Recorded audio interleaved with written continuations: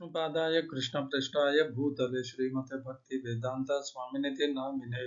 हरे कृष्ण कृष्ण कृष्ण हरे हरे, हरे राम राम राम हरे हरे। श्रील ऐसी भक्ति वेदांत स्वामी प्रभुपाद की जय। आचार्य महात्मा गांधी जी की जय। भगवद गीता 2020 में आपका स्वागत है। आज की श्लोक संख्या 11वें अध्याय का 17वां श्लोक है। पुनर्कथन कर लेते हैं 11वें अध्याय के 16वें श्लोक की, जिसमें अर्जुन भगवान से कहते हैं, अनेक बाहु उदर वक्त्र नेत्रम पश्यामि त्वाम सर्वतो अनंत रूपम नान्तं न मध्यम न पुनस्तवादिम पश्यामि विश्वेश्वर विश्वरूप। अर्जुन कह रहे हैं भगवान से, उनके जो भगवान का जो दिव्य रूप है उसका वर्णन कर रहे हैं। उसमें उस भगवान के दिव्य रूप में अनेकों बाहु है, भुजाएं हैं, अनेकों उदर अर्थात अनेकों पेट है, अनेकों वक्त्र अर्थात मुख है, अनेकों नेत्रम अर्थात आंखें हैं, आंखों की जोड़ी है। पश्यामि त्वाम सर्वतो अनंत रूपम। अर्जुन कह रहे हैं कि मैं आपको देख सकता हूं, आप सर्वत्र हर तरफ से अनंत हैं। इस प्रकार आपका यह विशेष रूप मैं देख सकता हूं। इसका ना तो अंत है, न मध्य है, और न ही इसका कोई आदि अर्थात प्रारंभ है। ये सब तरफ से कोई नहीं बता सकता कि ये यहाँ से प्रारंभ हो रहा है और यहाँ पे अंत हो रहा है। इस प्रकार का यह विशालकाय है। उसका ना तो आदि दिखता है, ना अंत दिखता है, और न मध्य ही पता चल पा रहा है। और अर्जुन उसे कहते हैं कि हे विश्व के स्वामी, हे विश्व के ईश्वर, मैं आपका विश्व रूप देख पा रहा हूँ। तो भगवान के इस रूप को अर्जुन ने विश्वरूप नाम दिया, और यही विश्वरूप नाम इस अध्याय का भी पड़ गया, क्योंकि इसी अध्याय में भगवान अपना विश्व रूप अर्जुन के सम्मुख प्रस्तुत करते हैं। आज मैं गीता प्रेस गोरखपुर का एक भाष्य पढ़ रहा था, जो सुबह वो एक सुवचन बताते हैं, उनमें बहुत अच्छी बात कही उन्होंने। मैं वह उन्हीं के शब्दों में यहाँ पर प्रस्तुत करना चाहता हूँ।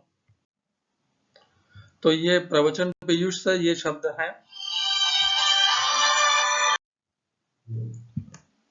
तो प्रवचन पीयूष से ये शब्द हैं, जिनको मैं यहाँ पर प्रस्तुत कर रहा हूँ।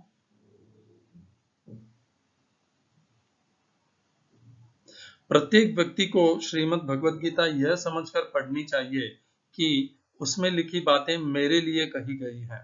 गीता पढ़ते व सुनते समय यह भाव होना चाहिए कि गीता के उपदेश मुझे दिए गए हैं, तब लाभ होता है।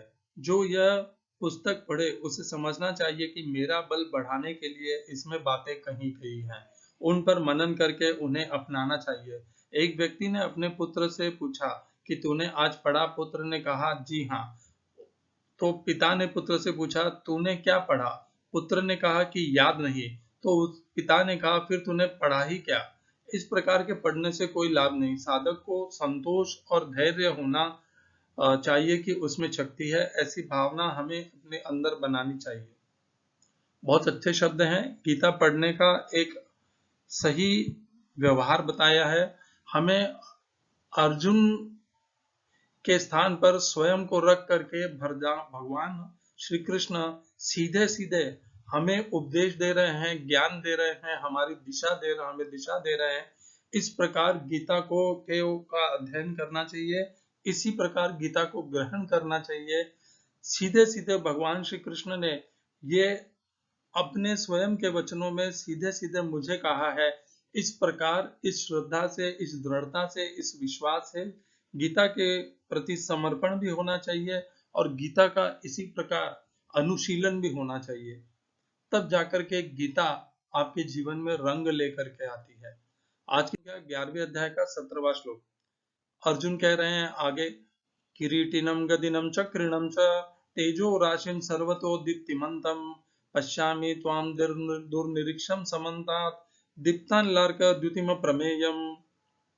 हिंदी अनुवाद गीता यथारूप श्रील प्रभुपाद। आपके रूप को उसके चकाचौंध के कारण देख पाना कठिन है, क्योंकि वह प्रज्वलित अग्नि की भांति अथवा सूर्य के अपार प्रकाश की भांति चारों ओर फैल रहा है। तो भी मैं इस तेजोमय रूप को सर्वत्र देख रहा हूँ, जो अनेक मुकुटों, गदाओं तथा चक्रों से विभूषित है।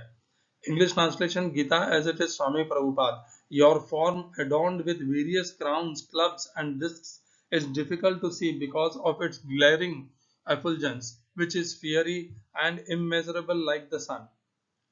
इस श्लोक में प्रयोग किए गए शब्दों के अर्थ हैं किरीटिनम मुकुट युक्त, गदिनम गदा धारण किए, चक्रिणम चक्र समेत च, तथा तेजो तेज है राशिम तेज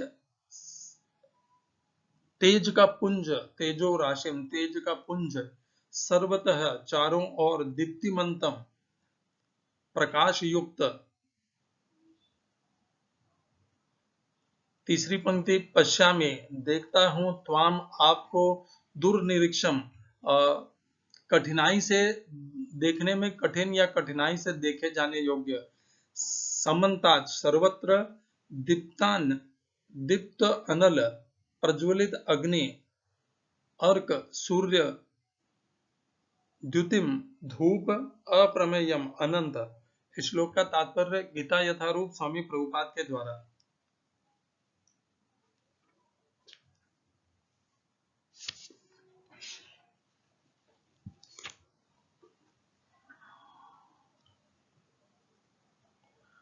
प्रभुपाद ने इसके ऊपर कोई भी तात्पर्य नहीं लिखा है। ओम अज्ञानतिमिरन्धस्य ज्ञानाञ्जनशलाकया चक्षुरुन्मीलितं येन तस्मै श्रीगुरुवे नमः। एकं शास्त्रं देवकीपुत्र गीतम्, एको देवो देवकीपुत्र एव, एको मंत्रस्तस्य नामानि यानि, कर्माप्येकं तस्य देवस्य सेवा। हरे कृष्णा।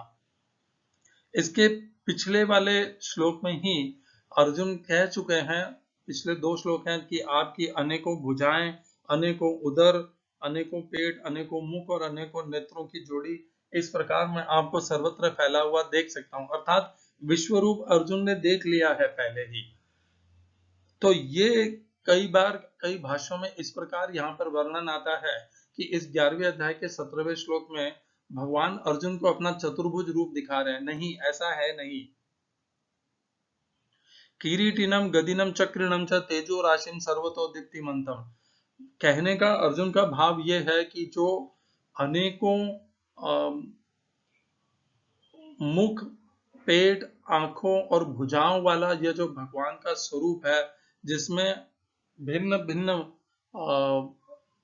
प्रकार के हैं रूप, सब जुड़े हुए हैं और न जिनका अंत है न मध्य है, उनमें से जो विविध विविध आयुध और गदा लिए हुए हैं, उनमें से बहुत ने मुकुट धारण किया हुआ है, बहुत से रूपों ने गदा धारण की हुई है और बहुत से ने चक्र भी धारण किया है। इस प्रकार अर्जुन वर्णन कर रहे हैं कि केवल एक ही रूप नहीं, उस भगवान के विश्व रूप में अनेकों रूपों ने मुकुट, गदा और चक्र को धारण कर रखा है। फिर कहते हैं अर्जुन, तेजो राशिम सर्वतो दीप्तिमंतम, कि आप तेज के पुंज के जैसे हैं, जो सब तरफ प्रकाशमान प्रकाशित कर रहे हैं, इस प्रकार दीप्तिमंतम है। और अब अर्जुन भगवान के इस उग्र रूप के ऊपर यहां से आते हैं तीसरी पंक्ति से। यहां तक अर्जुन ने भगवान के रूप की मधुरता से उसका वर्णन किया है। अब यहां से अर्जुन भगवान के स्वरूप की कठोरता या भयावह रूप प्रस्तुत कर रहे हैं। पश्यामि त्वाम दुर्निरीक्षम समन्तात्, मैं आपको देख रहा हूं, आपका वह रूप देख रहा हूं जिसको देख पाना भी अत्यंत कठिनाई से संभव हो सकता है। दीप्तान, दीप्तान अर्थात दीप्त अनल, प्रज्वलित अग्नि, अर्क अर्थात सूर्य, और द्युतिम अर्थात धूप। इस 3 प्रकार का इसमें यहाँ पर विशेषण दिया गया है कि भगवान का यह जो रूप है, देखिए सूर्य का जो प्रकाश है वो एक प्रकार का है, अग्नि का प्रकाश, प्रज्वलित अग्नि का प्रकाश एक भिन्न प्रकार का है, और जो धूप का प्रकाश है वह और भी भिन्न प्रकार है। वैसे धूप सूर्य से ही आती है, परंतु सूर्य का प्रकाश और धूप दोनों में अंतर है। एक होता है प्रकाश और एक है धूप, दोनों में अंतर है। तो अर्जुन कह रहे हैं कि भगवान का यह जो तेज है, यह इन तीनों का मिश्रण है, और वह भी एक असीमित गणना का मिश्रण है, प्रज्वलित अग्नि का, सूर्य के तेज का और धूप का, इन तीनों को मिश्रित किया हुआ अत्यंत ही कठिनाई से देखे जाने योग्य। देखिए कई बार इंसान अग्नि को प्रज्वलित को देख भी सकता है, सूर्य को हम खुले नेत्रों से नहीं देख सकते, धूप को हम एक बार देख भी लेते हैं, परंतु जो गर्मी है वो हम अग्नि हमारे बहुत समीप होती है, हम उसकी सहन नहीं कर सकते, सूर्य अत्यंत दूर होते हैं हम सहन कर लेते हैं, धूप की गर्मी भी हम एक बार सहन कर लेते हैं। इसी प्रकार इन तीनों में कुछ न कुछ विशेष है और उनकी विशेषताओं को हम जोड़ करके मिश्रित करके जो बनाते हैं, जो तेज का पुंज बनाते हैं, वह भगवान के उस विश्व रूप में उस प्रकार का अत्यंत तेजोमय रूप है जो प्रज्वलित अग्नि, सूर्य और धूप इन तीनों का मिश्रण से उत्पन्न हुआ, इस प्रकार का वह तेजोमय रूप है भगवान का। अर्जुन ने इस प्रकार की व्याख्या इसलिए की है क्योंकि अर्जुन यह बताना चाह रहे हैं कि इन तीनों को मिश्रित करने से जो तेज उत्पन्न हो रहा है उसको देख पाना अत्यंत कठिन है और अत्यंत ही भयावह भी है वह। इस प्रकार इस श्लोक के तीसरी और चौथी पंक्ति से अर्जुन भगवान के इस विश्व रूप को देखने में तथा इसको अनुभव करने में जो कठिनाई आ रही है उसका अब वर्णन अर्जुन यहाँ से प्रारंभ कर रहे हैं। पहले अर्जुन ने भगवान को अच्छा अच्छा बताया कि आपके इसमें अनेकों उदर हैं, पेट हैं, मुख है, नेत्र हैं, भुजाएं हैं, सब कहा, चक्र है, गदा है, मुकुट है धारण किए हुए, सब कुछ बताया अर्जुन ने। अब अर्जुन इस रूप को देखने में जो कठिनाई आ रही है वह भी अर्जुन अब भगवान को व्यक्त कर रहे हैं कि यह रूप हरेक के लिए देख पाना असंभव है। आने वाले कुछ श्लोकों से यहाँ तक हम जो देख रहे हैं यह भगवान का विश्व रूप है। एक समय आएगा एक जहां से हम यह समझ सकते हैं कि विश्व रूप से परिवर्तित होकर के अर्जुन भगवान का काल स्वरूप देखना प्रारंभ कर देता है। वह जो आएगा वहां पे मैं बताऊंगा कि ये हम वहां पर समझ भी जाएंगे कि यहाँ से विश्व रूप नहीं, अर्जुन भगवान का काल रूप देखना प्रारंभ कर देता है। यहाँ तक और इसके थोड़ा हो सकता है और आगे भी अर्जुन जो वर्णन करेंगे यह सब भगवान के विश्व रूप का वर्णन है और इसी विश्व रूप को देखते देखते भगवान काल स्वरूप में परिवर्तित हो जाते हैं और अर्जुन उस काल स्वरूप की भी व्याख्या करने लग जाते हैं। हम आगे चर्चा में यह सब देखेंगे। इस सब को इसी भांति से समझना है, देखना है, इसे अपनी दृष्टि में आपके सम्मुख हो रहा है इस प्रकार इसका चिंतन करते हुए समझ करके इसे ग्रहण करना है। हरे कृष्णा। श्रील एसी भक्ति वेदांत स्वामी प्रभुपाद की जय। आचार्य महात्मा गांधी जी की जय।